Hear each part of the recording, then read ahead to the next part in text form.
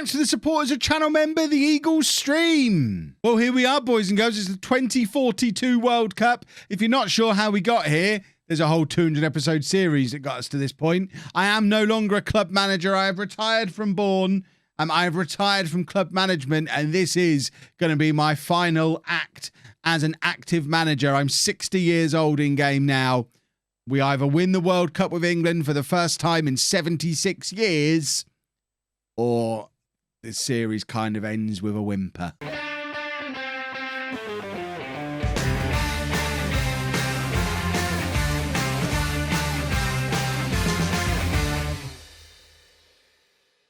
Hello and welcome to what I guess is a part one of this little England in the World Cup mini-series at the end of the Bourne series. I probably came up with a snappier title than that when I was putting it together though, but that will do for now. I'm Kev. This is the World Cup. We're playing Iran and El Salvador. I'm expecting some wins today, hopefully. I'll introduce you to my squad in a second, but I know what you really want to know is how Bourne have got on in their first year without Kev. The answer is they've won the Premier League, an absolute canter. Not necessarily because they've been massively better without me, but because Liverpool have just fallen off a cliff. 13 points behind. I don't know what's gone on with Liverpool. If we just have a look at points totals, so Bourne with 84. I mean, I tell you what, they have done really well. 84 points. I mean, it's not quite as many as we got when we won it. That was a tough season. I mean, that season, Tottenham in 6th place would have won the league, the one that we did last year. That's how poor that season was, and we still only finished second. But yeah, Bourne have won the league. Largely, the team has stayed together. Transfer-wise, they spent big money on a striker. Obviously, Delic arrived. Did Delic have a lovely time? Delic had a lovely time. Although he's only played 16 games. He must have got an injury. He got a hernia in January, but looks like he was just generally quite injury-plagued. Bit of a calf issue going on there. But Delic, when he played, looked very good.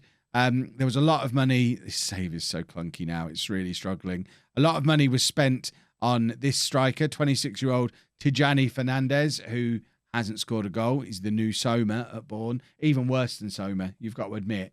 8 games, no goals. And weirdly, Lewis Collier, who is my backup left winger for England, has been signed by Bourne, who already have Lee Cook, the first choice left winger for England. Collier's 33 years old. I don't really see the logic of that deal, but I guess new Bourne manager thought it was a bargain. He didn't really move it. The only player he moved on was Diaz, which I speculated I would do as well when Delic arrived. So that makes sense that he's done that. Presumably Nixon Burke has fully established himself as a starter now, with 7 England caps as well. So he's a proper player now, Sam Nixon Burke. Again, as we speculated, and that's what your Bourne team looks like now. Giroud, how's he getting on? 2 caps for France now. He's turned into a proper player. So some of the work that we were putting in last year looks like it has made a bit of a difference. So I guess I'm proud and a little bit jealous that I didn't stay on for one more year and go and do that myself. But I couldn't. I was heartbroken at the end of last season, but we've spent some time unbreaking my heart, and it's now ready for the World Cup. And this is the squad for said World Cup. As mentioned, Sam Nixon Burke is in. Lee Cook is in as well. And I didn't realise Collier is also a Bourne player. So that's 3 Bourne players in this World Cup squad. There's a lot of players who you'll recognise from being in and around the save. I'm not going to introduce you to all of them. Steve Newell is probably the big significant one, which he must have been mentioned at some point during the save. 32 years old now, 154 caps, 118 goals. He's been a superstar for Barcelona for years, consistently winning the Ballon d'Or. He is the best player England have ever produced, and England have never won I've not won a World Cup since 1966. So I think for a player of that quality, who is the best ever for his country, he's got to win the World Cup. It's got to be now. Who wants Lee Cook? Real Madrid. They can back off. So let's get into the first game. As mentioned, it is against Iran. So in goal, we have Tony Bevans, who plays for West Ham. That's what his career has looked like up until this point. Left back is Callum Russell. who is of Watford, 30 years old. See, there's a lot of these. This is probably their final chance. This has been an England golden generation. Jonathan Frost, 27 years old at Real Madrid. I tried to sign him when he was... in fact, I think that's a lie. I think I remember noticing him at Real Madrid after he'd left Arsenal, and I think I said in a video, why didn't I know about him when he was available for free? So to say I tried to sign him when he was still at Arsenal, I think is a lie. But who knows? Chris Barrett is another one from West Ham. It looks like West Ham have had another good batch of young players come through again, as they always tend to. Another West Ham defender there, Kyle Shelley, although he's previously of Wolves, where he'd spent most of his career. At the base of the midfield, it's Jeff Bruce, not the Bruce we had at Bourne. He's been at Arsenal all his career. In midfield, David Lind is of Juventus, formerly of Borussia Dortmund, Southampton, Liverpool, and FC Midtjylland, which is where he actually came through. Was he born in Denmark? He wasn't, but I guess family moved to Denmark when he was quite young, but he ended up playing for England. We've got Alex Diallo, who is at Atletico, formerly of West Ham, again, and Manchester City on his route through to going to Atletico. We know all about Lee Cook. Daniel is Brazilian by birth, I think. Yeah, he is. Brazilian by birth, but came through the youth system at Arsenal. He's been there his entire career now. He's looked a very good player in over my couple of years as England manager. And then Steve Newell, we've already met. We are playing the Bourne system, the 4-3-3, vertical tiki-taka, on attacking. Let's meet the England squad properly. Obviously, I know these guys quite well at this point because I've been hanging out with them for a couple of years, quietly being England manager in the background and not really telling you about it. But hopefully you'll get used to them over the course of the tournament as we're trying to do this for Steve Newell.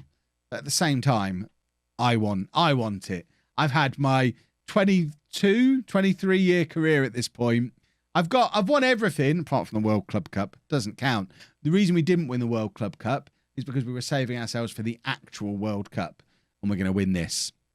If this just sputters out with a whimper, the way the final season in the Premier League did, the way the final season in the Champions League did, the way the World Club Cup did, then this manager is just cursed. He got Bourne up to the Premier League. He won it. He won the Champions League, but he's a one-trick pony who can't do anything without Serna Jackie.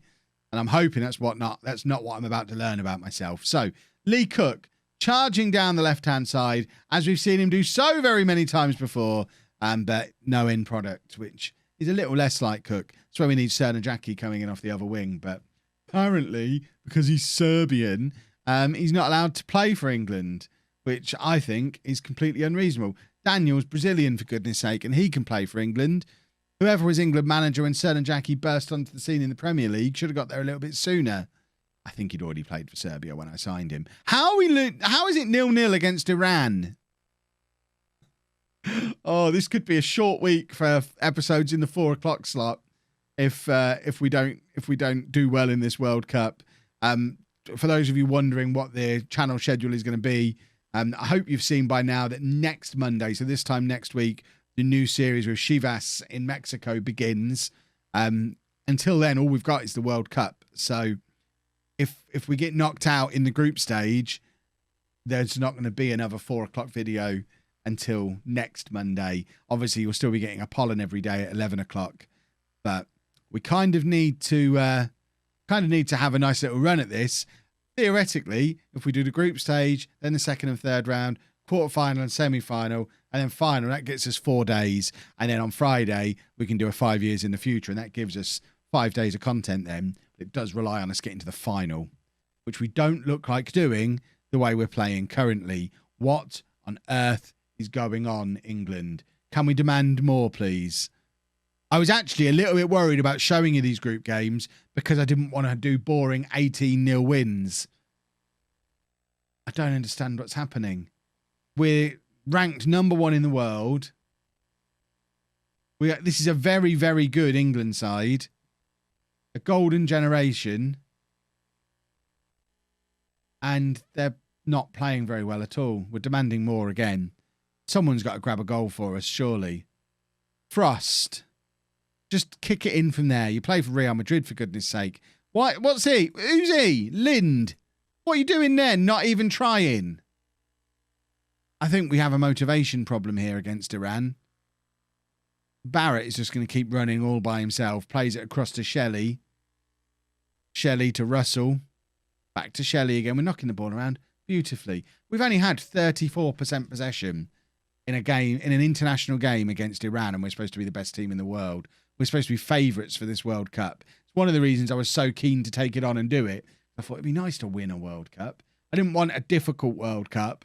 I wanted to end the series with a World Cup win, not 35% possession against Iran. We've finally got a goal. It definitely feels like we don't deserve it. I hope this is just a traditional English slow start to a tournament, and it'll all start getting better from here. I haven't actually looked where this tournament is taking place.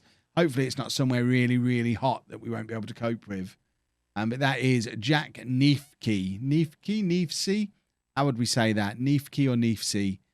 Who's been at Chelsea all his career, and he's only 22, so he's the future. He's the new Steve Newell for us. Neefke. I think we're going with Neefke. I want to see where this is. Where is it? Gelsenkirchen. That's Germany. Germany? So this is a World Cup in Germany, I'm assuming. Lind from range. Gray. Neefsey again. Neefsey. Jack. We'll just call him Jack.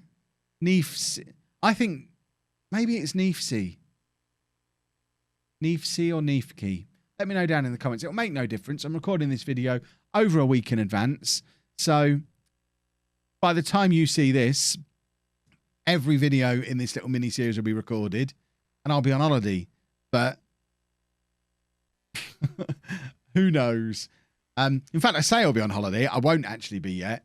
I'm even going to be streaming tonight on Twitch as normal, and then I'm on holiday. So if you want to come and tell me how to say his name properly, Twitch tonight, 8 p.m. It's the last stream for a week. When I get back, I'll be back into my normal Monday, Wednesday, Thursday, Sunday routine. The link is down in the description, though. It's going to be like a last day of term party on Twitch tonight, because I haven't had a week off since this time last year. I'm very much looking for actually Christmas. I probably had a little bit of time off, but I'm going to be very DMob happy, and it's probably going to be a fun stream. So I urge you to come along and join in on the stream tonight. He says a week before it happens. I mean, I could be dead by the time this happens. Imagine that, because I've got all these videos scheduled in advance. Imagine I died 3 days ago. This is morbid. Imagine I died 3 days ago and I've just invited you to a party. Well, I hope someone's able to stop the scheduled videos if that's happening. No one else has got the password. This could be a nightmare. Right. Talking of nightmares, we've really struggled to get past Iran. We have just about managed to do it. My word, was that hard work. That was a bit of a let-off. Somehow some of them are demotivated and confused. They go into the idiot category. And now hopefully we can do a little bit better against El Salvador. And who's issued? Oh, so they've issued an apology. Perhaps Iran are better than I think they are. But now we play El Salvador, which hopefully will be a little bit easier. And we can book our spot for tomorrow in the second round. So fast forward to the El Salvador game. I think I'm actually just going to rotate this one. I think it's mad not to. So we're going to hit full rotation and just go with whatever this tells me to do. Nixon Burke coming in. Slenska. Where's he from? Polish. Born in London. But there you go. Fully rotated team. Because it's El Salvador. And if we get knocked out doing this, then we were never going to win the World Cup anyway. But at least this way, we give lots of the fringe players some game time, which is important in a big tournament. Plus, it will help us going into that next round if we're a little bit fitter and a little bit more rested. It's only 3 days since we last played. Because we're playing the first 2 of the 3 group games, we probably now get the best part of a week off before our game in the next round, assuming we qualify.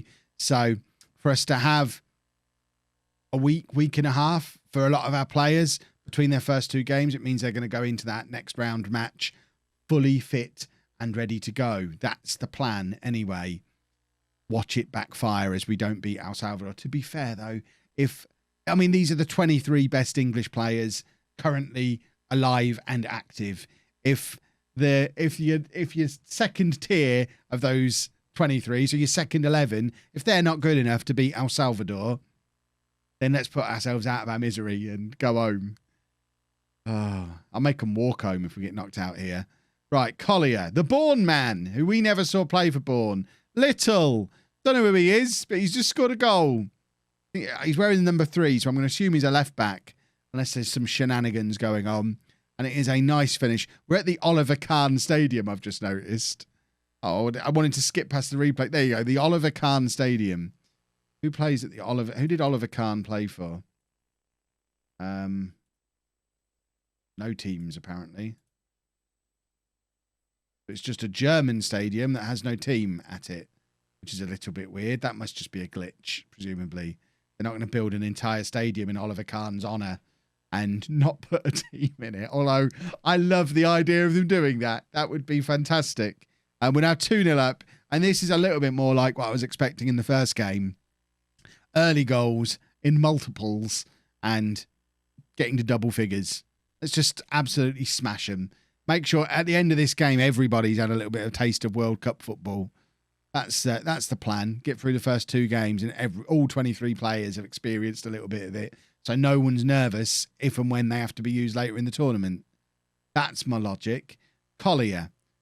It's a poor pass to Wilson, who does quite well to not mess it up. Nixon Burke is in there with the header forward. And I credit him with the assist if we score here. We're not going to. Might stick Nixon Burke up front. Just because he's one of our Bourne boys and we want him to be a hero. There's Daniel, who hits the bottom of the post. We need to keep an eye on people like him who did start in the last game, and just make sure that they get adequate rest. So we'll just monitor their fitness levels.